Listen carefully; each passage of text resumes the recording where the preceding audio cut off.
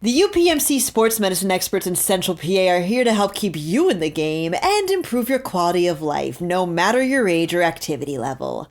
Visit upmc.com/Central PA SportsMed to learn more.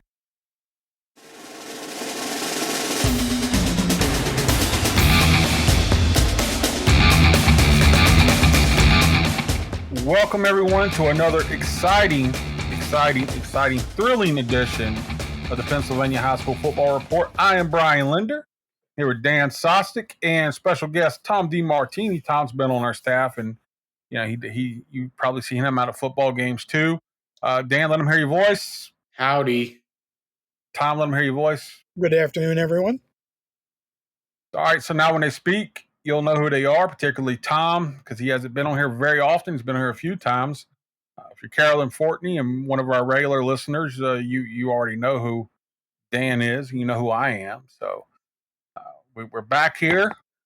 Guys, the countdown to football season is still on. We're around 50 days or so when this podcast comes out. And summer's cooking, and Dan's getting ready to go on a camping trip for some reason when it's 100 degrees outside. And it's because I just virus and mosquitoes and snakes. And I turned 30 today, so gotta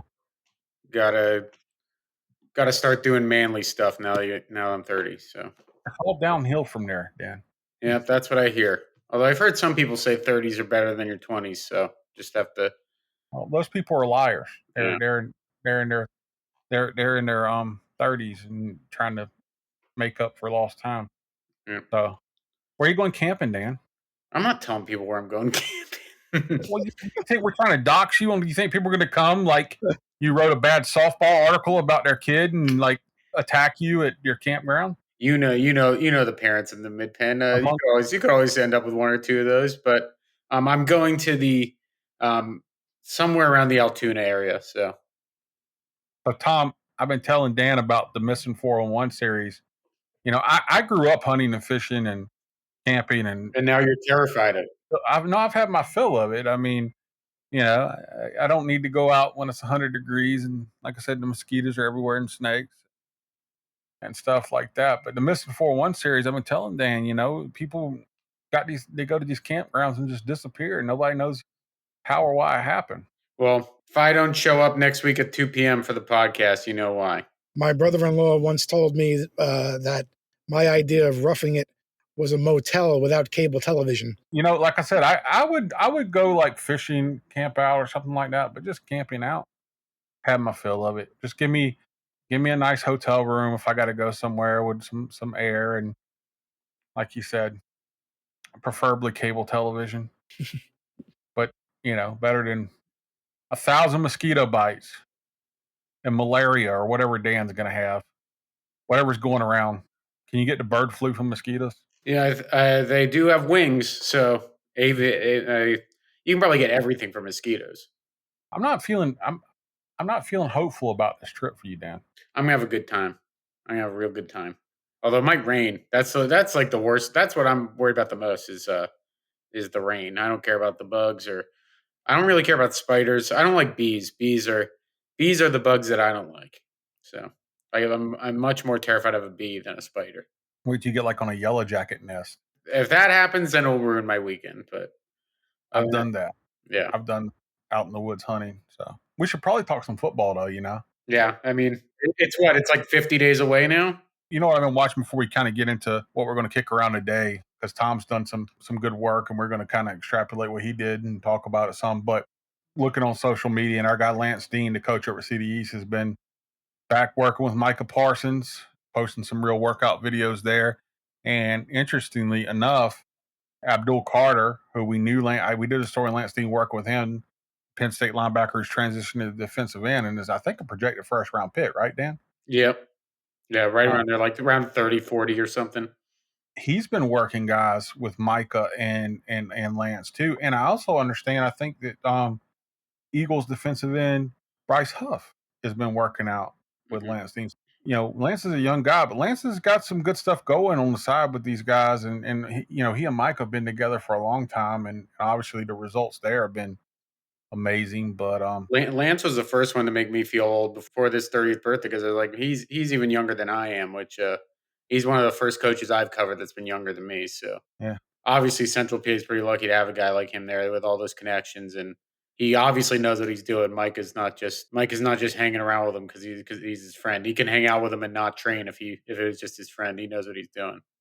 huge year for Micah too, guys. I mean, he's trying to get that big contract. Now, there's actually some controversy this week. I'll ask you guys what you think about this. So Malik Hooker, Cowboy safety, he went on a podcast, ironically on a podcast, and sort of blasted Micah for having a podcast, and saying he should worry about the team first. And Micah's retort, which he ended up deleting, was he does the podcast on his day off. And interesting to see what you guys think of that, because my take on it is, first of all, Jason Kelsey had a podcast. Travis Kelsey has a podcast. A lot of people have a podcast during the season.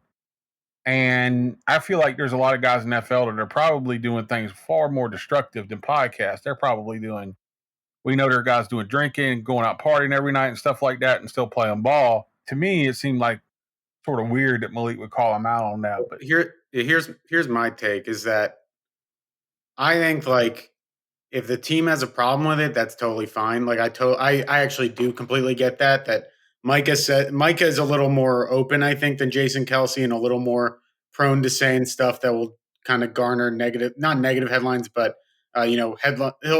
Micah might be more prone to say something that's going to be debated on First Take for 3 hours than Jason Kelsey, Brono, and Travis Kelsey. So I do kind of get why his teammates would be like, hey, maybe don't do it during the season. What I think is totally like whack, and I think is kind of the main issue Micah had, and I saw Chris Long defending him too. He said, if you have an issue with this, you're in the locker room with him. You can go up and tell Micah to his face, say, hey, I don't like the team, we kind of don't like having to deal with the backlash of you having a podcast. Can you either, not do it as much during the season or just be a little more careful with your words? I think that would be a totally fine. And even if you disagree with that stance, I think that's a totally fine thing for Malik Hooker to do, say, believe. But doing it secondhand on another podcast, right? That's when he was literally getting interviewed somewhere else and talking about it. I don't know. Like, I think you're both from PA too, right? You probably know each other. You probably have friends in similar circles.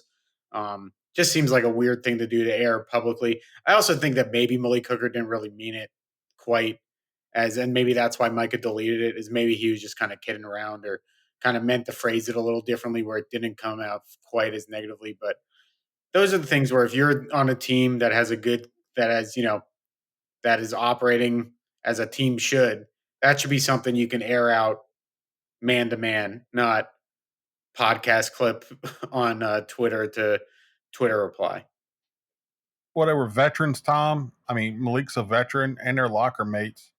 It just seemed a little odd to me, and I kind of agree with Dan there. Any thoughts on that? I mean, I just think guys do a lot more destructive things during the season, I would imagine. Right. I think what Micah does is Micah's business, as long as Cowboys management doesn't have a problem with it. And as long as he does, I know he's a high profile guy and whatever he says and does is going to be scrutinized. But if he keeps it to a level that he's not saying anything that's going to embarrass himself, the organization, or the NFL, I don't see why anybody would have a problem with it on his team. Yeah, and I bet the NFL, I guarantee the NFL likes it because it just brings about more segments on First Take that they might end up dedicating. LeBron James went to Walmart today or something like that. Now they have an extra block they can talk about Micah Parsons saying we're still going to beat the Eagles next time we play them. Like, that's the worst thing, Mike. He doesn't say anything that crazy. He's just obviously a very confident very confident football player, very confident person. And if anything, he might put targets on the Cowboys' back, but they're the newsflash, they're the Dallas Cowboys. I think they already have a target on their back. And yeah, like I said, um, teams should be able to air this stuff out privately. And I think that was the issue. And I imagine Micah deleting the tweet means that they ended up hashing it out and that he didn't want it to become a bigger thing than it was. I do think it's interesting. He's in this big contract year. Really, well, we're expecting him to get a mega deal, and again, there's more sort of like buzz around him that's sort of weird. I mean, we know Micah. He's a Harrisburg High star, played at Penn State. I've always, Micah's never been shy, shied away from a camera and stuff like that. You know what though? Bleacher Report also kind of amplifies his bandwidth. They really pump out the talking point he does. You'll get live alerts from him during his podcast and stuff, and I think he's growing there and doing well. So I don't know, just something interesting I've been paying attention to, and it'll be fun to see how this turns out. I think it's going to turn out well for him, but it always seems like when a Cowboys player comes up for a big contract, there becomes this whole big thing around him. Yeah, I mean, I imagine Micah's going to be, if you kind of measure it, if you measure it by amount of times on a Chiron on First Take, I imagine he'll be top 5 in the NFL this year, just based on, having that podcast, the year he's going to have, the contract negotiations he's going to have playing for the Cowboys. I think we're going to be seeing a lot of talk about him, even if he had a podcast or not. Interesting thing, guys. He said earlier, about a month or two ago, that everybody's kind of linked him and accused him of wanting to be an Eagle. And he said that if he was never playing for the Cowboys, he would like to be a Steeler, actually, which would be interesting. Interesting. Imagine if they somehow, I don't think they can afford him, but imagine they somehow had him and Watt on the same defense coming off the edges. Game over, Dan. Yeah. I mean, if you had TJ Watt and Micah Parsons on the same line. Well, you can afford it, but if you had them on the same defensive front. Celtics are paying all 5 players $30 million on their team, so all 5 starters. Yeah. It's figure it out in the NFL too, I imagine. The UPMC sports medicine experts in Central PA are here to help keep you in the game and improve your quality of life, no matter your age or activity level.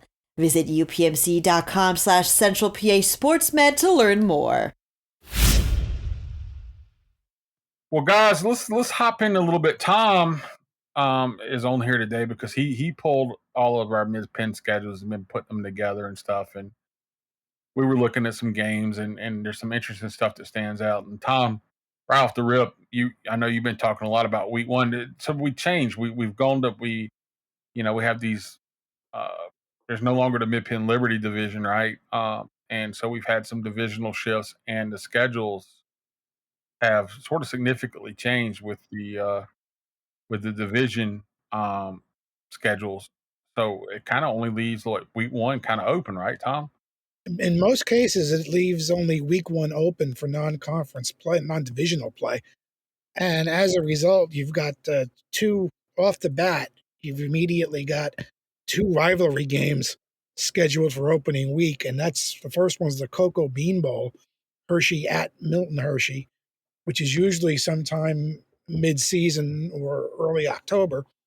And Redland at Cedar Cliff, the West Shore rivalry is also on opening week. And just looking at the schedule of the first week, there are 10 very interesting games, including those 2 rivalry games. And I'm just going to go right down the list. On Friday, you've got Carlisle at Mechanicsburg, Central Dauphin at Central York, Manheim Township at Cumberland Valley.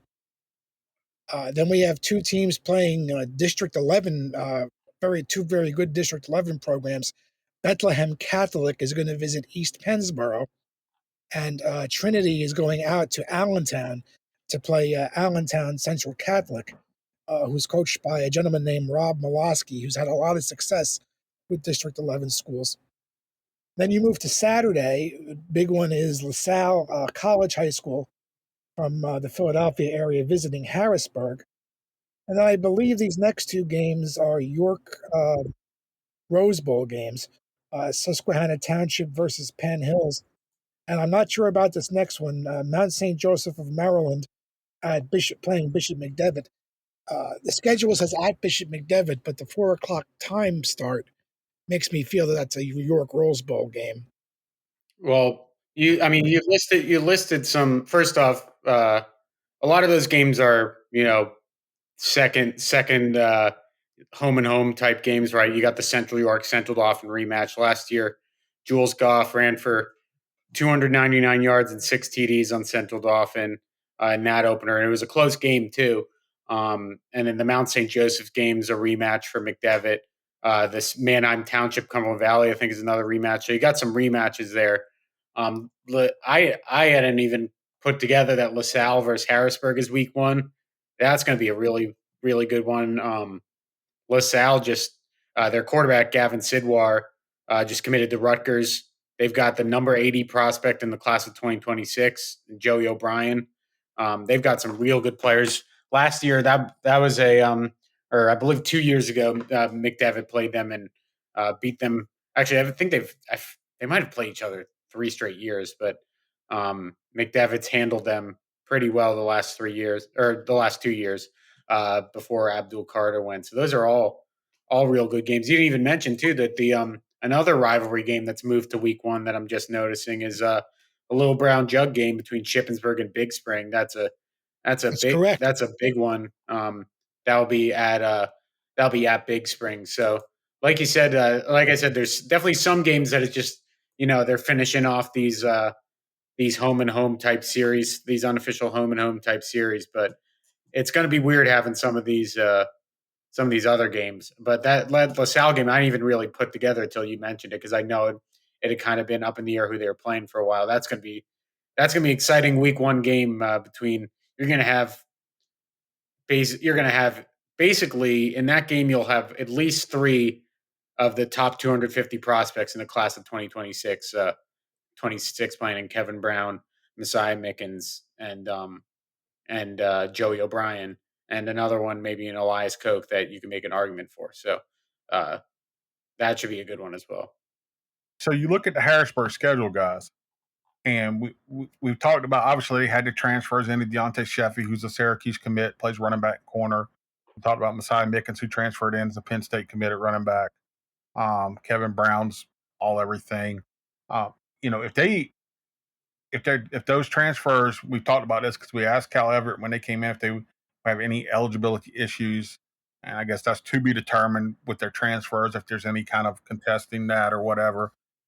That being said, if they get all those guys on there, we talked multiple times about how this should be a state championship contender.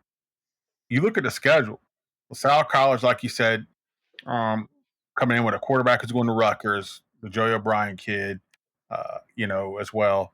They got some guys, and so that's a good test off the rip. Then they play Bishop McDevitt. Then they play State College, and we don't know exactly everything that State College has. There's Ty Salazar and some guys there. They lost Sheffy to Harrisburg, but that's 3 big time games. Like we should have a pretty good idea of what Harrisburg is after those first 3 games. Yeah, I mean, I would agree. Yeah, and I think that's the way you want it, right? If you're Harrisburg, that's the type of schedule Bishop McDevitt was playing right before they won their state title. It's just you ramp up early. That's what Steel High did. Steel High would always during their run the last 4 years, they would always have those games against Westinghouse, against Bishop Canevin. You like getting those tests early, and then the McDevitt one just I guess is kind of lucky, right? It just kind of happenstance that it just so happens early in the season. Um, I kind of wonder if Harrisburg might prefer, just the way they play defense. I feel like they always the thing about Harrisburg to me that's always been so impressive about that program is that they're always playing their best football. It feels like at the end of the year. In that regard, you kind of wonder if they would have rather had that McDevitt game late. But this is a veteran team, and so I think it'll still be a really good game. And again, we talk about it every week, but that McDevitt team they have Stone Saunders, but a lot of it is I'm really excited to see how that team shapes out. So it's a big test for them as well. You know what else is interesting to me, guys? Looking at schedules that Tom put together, Steel High loses a ton of people, right? And they have Angel Luciano coming back. He's a big time college prospect, but they lose a ton of playmakers. But then I look at their schedule. Dan, Fairfield area, Juniata, Halifax, Upper Dauphin, Susquehanna Township's interesting. Lime Mountain, James Buchanan, Camp Hill's interesting. Susquehanna, Newport. I'm sure a few of those teams will be, Upper Dauphin can be tough some years. Juniata can be tough some years.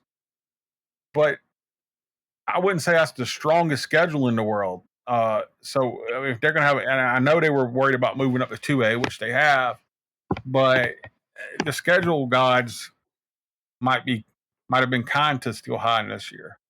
Yeah, I'm excited for the Camp Hill game. I imagine Camp Hill has some.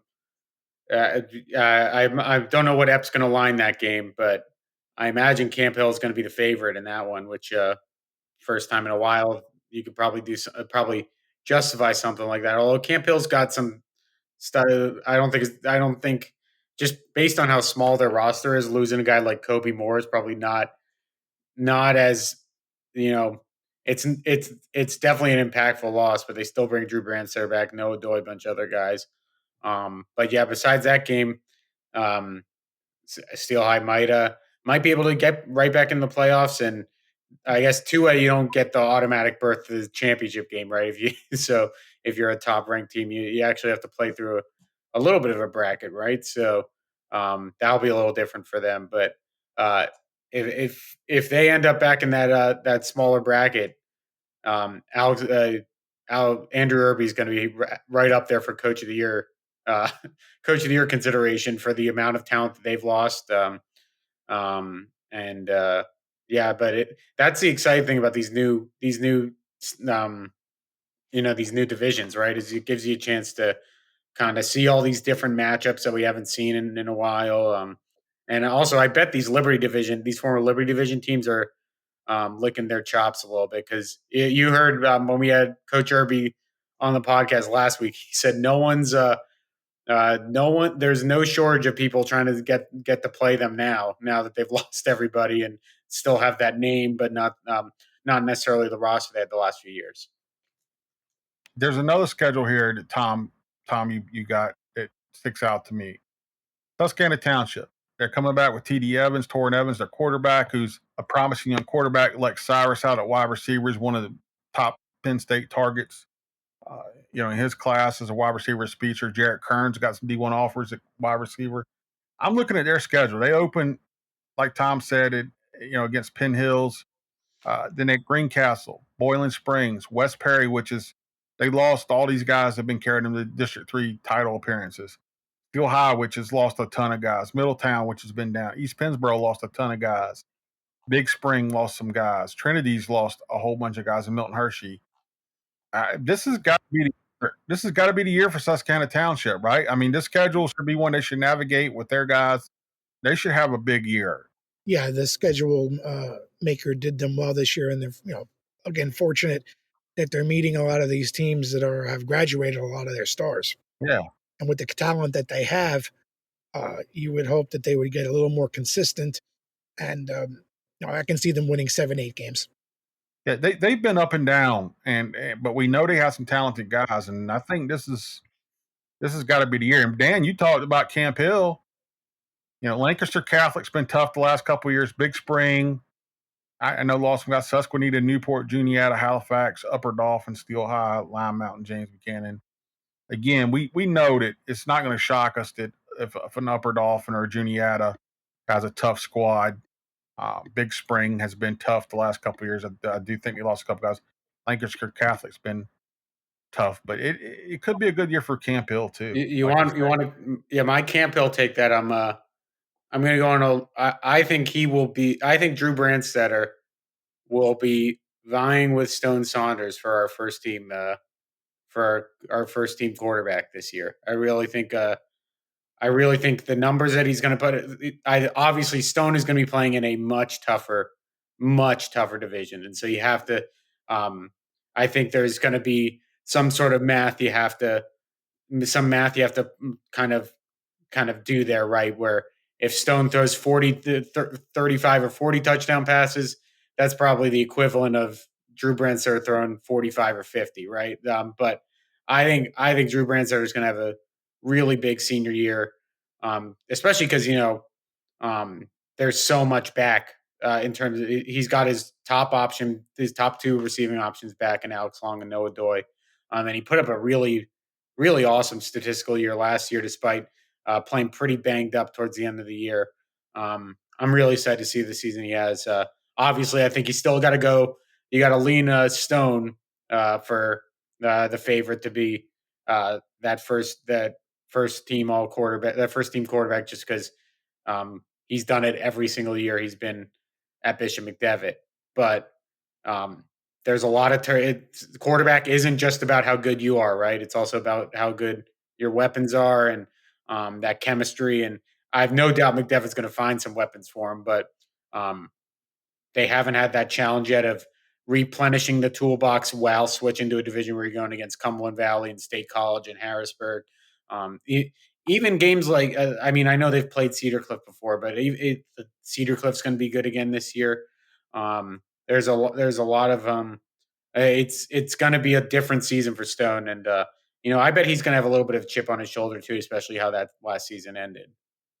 Regular season game of the year, in my opinion, is August 31st, Bishop McDevitt and Harrisburg. Obviously, that used to be the big rivalry. They used to be so closely located together. They would walk to the games. The team, whichever team was on the road, would walk to the other team's field. They haven't played the last couple of years. We went over the reasons for that, and now they're back together in the Mid-Penn Commonwealth. That's going to be the game. Like, I wish I could be there, and I think the whole city's going to turn out for that. How are we feeling about this Bishop McDevitt Harrisburg game this year, guys? Yeah, even though it's not a home game for Harrisburg, I think the Cougars come out and prevail in this one. I just think they have too many weapons. The game will be close, and McDevitt will score its points, but defensively, I don't think they'll be able to keep up with Harrisburg's offensive weapons. So it'll be interesting to see what Epp lines that game at, whether he keeps it under a touchdown or not. Well, the whole city's coming out to that game, Dan. Yeah, well, the fascinating thing though to me is that the wrinkle is just for both teams is how early it is in the season, because we have seen Harrisburg multiple times throughout the recent history of a lot of kids from this core and everything. We have seen them drop games early in the season against good teams, and then come back later in the season, and then kind of stomp them. That under Cal Everett, they're always building as the season goes. It sometimes they'll make mistakes early on in the season, but by the end of the year, they've honed everything in. That's my one question, but it also goes for McDevitt too. Stone's playing with another new offensive line, some new receivers. They have their running back core is back, but losing Chase Reagan, losing Rico Scott, losing Nick Slojic, they lost a lot of their production in the passing game, and so I think it might be. Again, it's kind of why when you look at these schedules, you kind of almost hope that's like the last game of the year where you're getting both teams at their apex of the comfortability. But at the very least, we've got a bunch of question marks, and it's also the other weird thing about Harrisburg against any of these teams, especially McDevitt, is obviously McDevitt's a smaller classification school. It's going to have maybe 2 to 3 times the roster size as Harrisburg. Yeah. And that stuff matters, especially early in the year when you're working your conditioning. There's the cramping. The cramping early on in the season is we got to get used to. That helps too when you have a bigger roster. Well, I do favor Harrisburg because they do practice at Severance Field, which is 105 degrees on the turf during this time of the year. Yeah, might as well be practicing in Mordor or something. Yeah, it'll be like they're playing in the snow at McDevitt. I don't care how hot it is. It just does not get it. There's not a hot guys. I've covered high school football in South Carolina and Florida. There's not a hotter playing surface than Severance Field. I've been down there, and you can just see the heat waves coming up off the turf. Part of my concerns with this game, and the the questions about it coming early, it is kind of the frustration, and it's why in college football, they leave that last week of the year for the rivalry week, right? And I get that you want divisional play to come when you're playing at your best, but I don't know. I'd rather these rivalry games be later in the year. It's a challenge making these schedules. I couldn't do it. I can barely tie my shoes in the morning, but Well, I think that it's always kind of, I guess the counter is that you're healthier at the beginning of the year, but and it's warmer to get more people out there, but I still, part of me just wishes the Little Brown Jug game was the last game of the year. This game's the last game of the year. Cocoa Bean Bowls when it's cold and everyone's bundled up and everything. I do think you lose some of the football culture of having these games later on in the year when the teams are kind of playing at their best. One thing I'd like to ask a couple of coaches is how are they going to get these kids' emotions ratcheted in? You're coming right into the beginning of the season, and right away, boom, you're coming into the biggest game of the year for some of these teams, which is their rivalry game. And then win or lose, you got to get these kids back down to earth to play the rest of the season. And it's going to be a little difficult, I think, to some of these coaches to handle the emotions of these guys. Well, this Harrisburg McDevitt game is going to be ramped up. You get to see Stone Saunders play Harrisburg for the first time and only time in his career, and everybody, all the football fans in the city have been wanting this for, I think it's been several years since they've played. So, wish granted, an early season Christmas present. But look, Tom's going to be rolling out a bunch of stuff. Like I said, he pulls out of these schedules, interesting stuff and storylines, coming in probably in the next week or two. Obviously, we're ramping up our football coverage, our high school football coverage at PennLive. It's year round at PennLive. We write about college offers and stuff, on a daily basis almost. We have a lot of content out there about football, but it's really going to start ramping up. So that you can make sure to check us out at PennLive.com. Be looking forward to stuff Tom pulls out on these schedules. And guys, I think we got a podcast. What do you guys think? Yeah, I'm not going to be able to listen to it because, again, I will be getting eaten alive by a bear. So, Dan, tell them how to find you on social media. Dan_Sostek. Tom, tell them how to find you on social media. On X at Tom De Martini 1, numeral 1. And I am at Sports by B Linder on X, which I will always really call Twitter. And then check us out at PennLive.com. Like I said, be looking for our stuff. Be looking for Tom's schedule stuff coming up across the next week or two. Tom's got some, I think, tennis all-stars out there today. Track all-stars still coming. So a lot of prep content, even though teams aren't playing, at PennLive.com. Till next week, we'll see you guys then.